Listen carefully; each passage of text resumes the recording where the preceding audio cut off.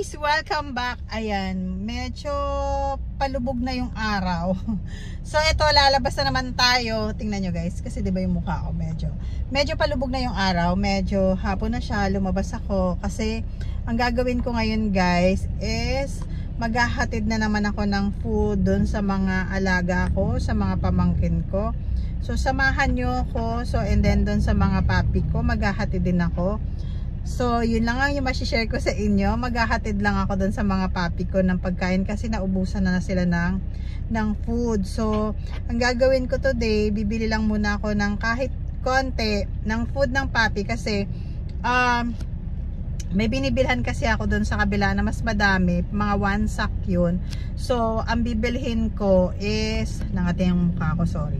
So, ayun, bibili ako ng isa, ay siguro sa pouch lang muna kasi yung sa kabilang papi ko na yon, dinadalan ko sila doon. Nandun yung 4 papi, tapos yung isang papi ko naman nasa sister ko.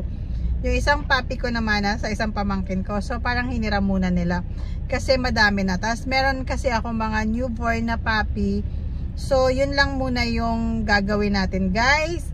Ano muna tayo, bibili tayo ng mga pagkain, pero siguro hindi ko na siya mabidyohan yung pagbili ko, kung saan ko bibilhin, or try ko din na bidyohan, pero yun lang muna yung gagawin ko guys, na ipapakita ko sa inyo, na pupunta ako doon, driving na naman tayo, tapos ipapaano ko yung mga papi kasi wala na silang pagkain. So mahirap kasi guys kapag wala silang pagkain.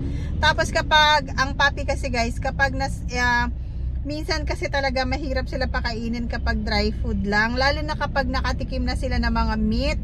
Ayaw na nilang kumain ng dry food. Minsan nagtatampo sila kapag walang food. So ang ginagawa ko, alternate na lang yung ginagawa ko guys sa mga papi ko. Kasi nga minsan nagagalit sila. Minsan nagtatampo, ayaw kumain. Or minsan ang ginagawa ko is pinapagutuman ko sila, kaso lang minsan hindi mo ka-carry na makitang magutom sila kasi nga tapos nagsusuka sila ganyan, or tapos parang ayaw talaga nilang kumain kapag ayaw nila yung food, ayaw nila. So naawa ako ng ganun, sobrang bilis ko maawa dun sa mga alaga ko guys, kaya napakahirap na may alaga ka din na papi. So let's go guys. Dito na kami. Bibili na kami ng pagkain ng papi. So lakad-lakad lang muna tayo. Tapos kukuha na ng mga pagkain ng papi. Ilang peraso yan?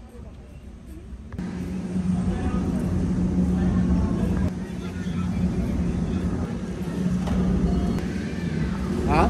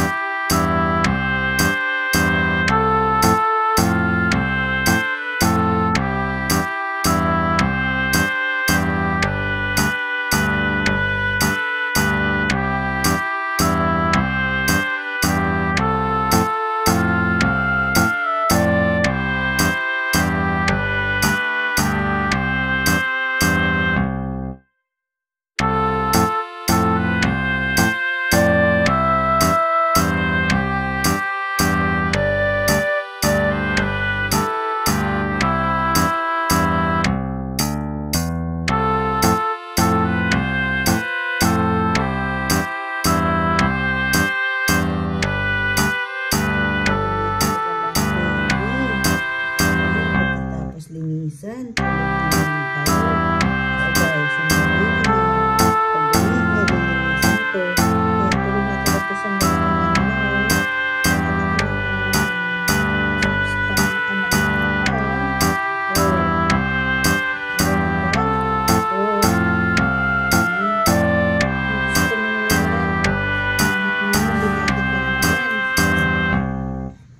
Ang kulit nila guys, so super cute.